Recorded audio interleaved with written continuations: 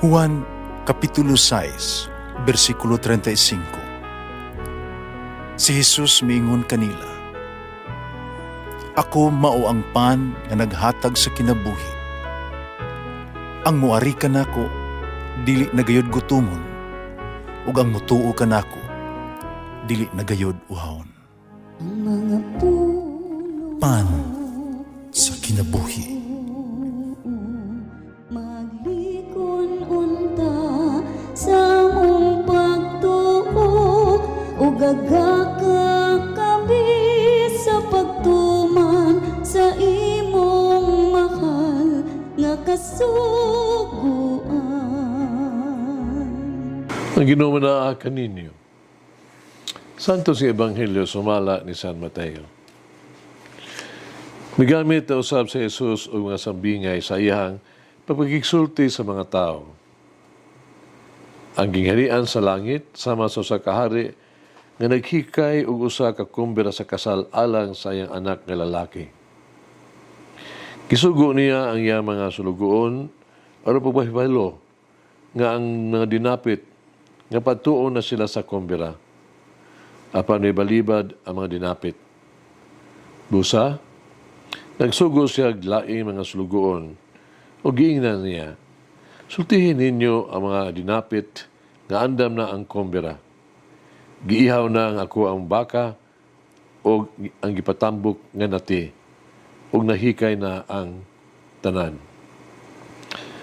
Pangari na kamo sa kumbira sa kasal." Panwala magtagad ang mga dinapit. Nagpadayon sila mga buluhaton. Ang usa miadto sa iyang uma, ang usa niadto sa iyang tindahan, ang uban, samtang ang uban, midakop sa mga sulugoon, gibudalan, gipatay sila. Tungod niini, nasuko pag-ayo ang hari, gipadala niya yung mga sundalo, gipamatay kadto mga mamumuno, o gisunog ang ilang syudad. Niya gitawag niya ang iya mga sulugoon o giingnan, "Andam na nga ako ang kumbira sa kasal, pandili angay niini ang mga tao nga akong ginapit. Busa, pangadto kamo sa kadalanan, dapita ang tanan nga inyong mahikaplagan." Ang mga sulugoon nangadto sa kadalanan ug ilang gidala ang tanan nga ilahang nakaplagan, maayo og daotan, ug napuno sa mga tao ang dapit sa gikumbirahan. Unya misulod ang hari aron pagtan-aw sa mga dinapit. Panakita niya usa ka tawo nga wala magsul-ob sa bisti sa kasal. Gibangutanan siya sa hari, "Higala, kung sa man nimo pagsulod dinhi, wala ka man magsul-ob sa bisti sa kasal?" Para wala mo tingog ang tao. Namiingon ang hari sa iyang mga tinusulugoon, "Gapusan ninyo ang iyang mga kamot, ug tiil ug ilabog siya ngadto sa kangitngitan sa gawas. Dito maghilak siya magkagot ang iyang ngipon." Gitapos na Jesus sa sambingay sa pag-ingon, "Kay daghan ang gidapit apan diutay ra ang gipili." Ang Ebanghelyo sa Ginoo. Pasalamati ang Ginoo kay siya maayo, ang iyang gugma mulungtad hangtod sa kahangturan. Pasalamati ang Diyos sa tanang mga Diyos, ang iyang gugma malungtaron. Pasalamati ang Ginoo sa mga Ginoo, ang iyang gugma balungtaron.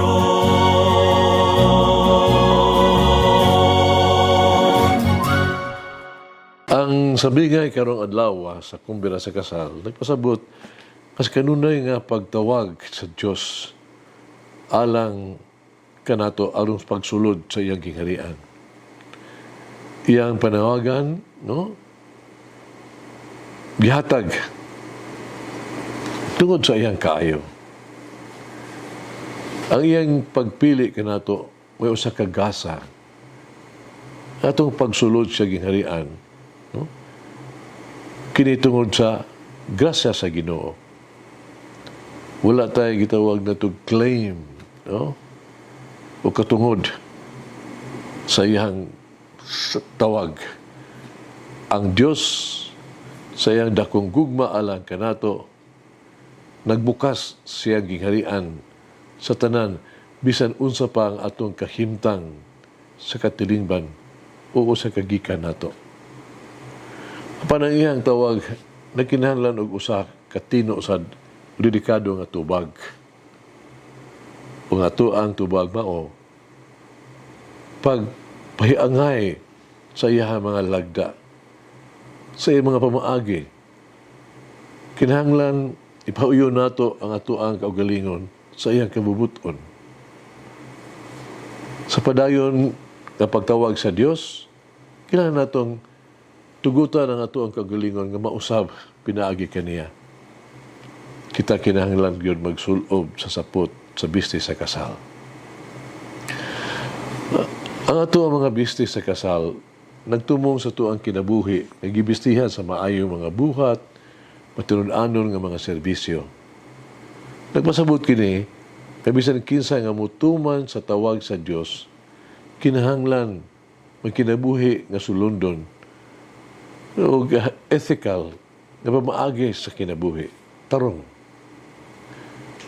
Sa Ebanghelyo karon ang adlaw, atong makita, no? Ang tulo ka matang sa pagdumili sa tawag sa Dios. Una, kato silang himpit nga wala magtagad sa imbitasyon. Samtang sila milakaw o usa kato pa do isang uma, ang usa kato siyang negosyo. Napakita sila walay pagtagad sa pagpangandam gani. No? Saka itawag to sa kabuutan sa tagbalay sa Ginoo sa iyang awhag kanato imbitasyon. Nagunahuna lamang silang kaugalingon, silang panginahanglan, o silang kaugalingong kalihukan. Kaya nag-ibinto pa sila mga gagmay kay mga pasangil. Sa mapaagi, ang mga tao lagmit mahimo sa side ta magkapuli kita sa mga para mabaliwala nato ang tawag sa Dios. Ato ka na mahimo. Ang mga tao mas gusto sa ubang mga butang kaysa kalihukan. Ngay kaysa malagmit, kaysa malambigit sila sa buhat sa Diyos. Ikaduha, gawa sa dayag nga pagdumili, sila bidangop gani o gitawag tug kapintasan. No? Ang mga sulugoon, nagipadala sa hari, nga naghatag o imitasyon, ginagmalan o gipatay. Kini pagdumili o pagpatay, kini nagpadayag kini sa usa ka sa gibuhat ngadto sa mga pinili, no? Kakatawhan ngadto sa mga propeta nga ipadala sa Dios ngadto kanila. Ang pagdumili sa pagkaminaw sa tawag sa Dios usahay muduha-duha sa pamaagi o magduduha sa iyang kabubuton. Kawas magdumili sa iyang pagdapit, sa kita milap-mulapas sa mga sugo o pagbuhat o sukwahi sa unsay gusto sa Dios gikan kanato. Ikatulo, ang pagdumili ipakita usab pinaagi sa dili hingpit nga pag-andam nga walay kasing-kasing, no, nga limpyo kasing-kasing. Ang bisita nga wala magbistis sa kasal, nagpasabot sa kinaiya sa pagpapakita lang, no? Pagtambong lamang. Ang mga tao, may tambong. Paano wala sila itawag itong aktibong, dili sila andam. Gitubag sa mga taong imbitasyon sa Diyos, apan pagkahuman, nibalik lang kaya po sila sa kanhin nilang kinabuhi. Samtang ang usak mutubag sa tawag sa Diyos, kinahanglan siyang magkabig. Ang kinahanglan nga ang mga kamot sa Diyos mukabig kaniya, umausab sumala sa dagway sa Diyos. Ato mga tanong karon atong kaugalingon. Ito na ba mga kausaban o pagkakabig sa itong kinabuhi? Ato ang kinabuhi ba o sa mga kinabuhi sa pagtubag? O sa kooperasyon? O sa pag-alagad sa Diyos? Mag-ampo kita, amahan namo, maghitagon o pangurang Diyos. Kituwag mo ako, na kayong imong nahatag. Maobsaron kong mangayo sa imong pasaylo, sa akong kapakyasan, sa paminaw kanimo, sa pag-usik-usik sa imong mga gasa, sa wala paghatag importansya sa imong nabuhat diha kanako. Nasayod ako, nagiandam nimo ang tanan alang kanako. Kanunay nagunahuna ka sa ako ang kayuhan ug sa akong kaluwasan. Pasaylo ako sa pagunahuna uban pa mga buhat kaysa ipunting ako ang atensyon o mga aksyon diha kanimo. Kasubo ko ang pagbaliwalawa kanimo. Pagsalikway kanimo. Kasubo ko ang pagpili sa mga butang sa mga tao imbis nga muduol kanimo alang sa imo mga tubag ug solusyon. Amen. Mama Mary, Queen Mother, Reyna sa Kabisayan, help me to wholeheartedly respond to the invitation of the Lord. Halangin ang Diyos magagahom sa tanan, Amahan, Anak, Espiritu Santo. Amen. May the Lord of the divine mercy bless us all, heal us from all diseases and suffering. Ayun unta niya kita, tanang mga sakit na sa lawas o sa kalag, body and soul. In the name of the Father, the Son, and of the Holy Spirit. Jesus, I trust in you. Amen.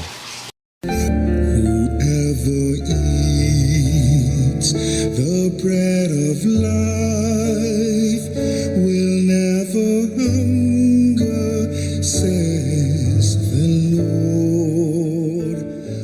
Kay galaan inyong nabati ang pagpaambit ug hamubong pamalandong sa pulong sa Dios pinaagi sa tulumanon pan sa kinabuhi nga gidumala ni Monsignor Daddy Silva. Hangtod na usab sa sunod higayon, daghang salamat.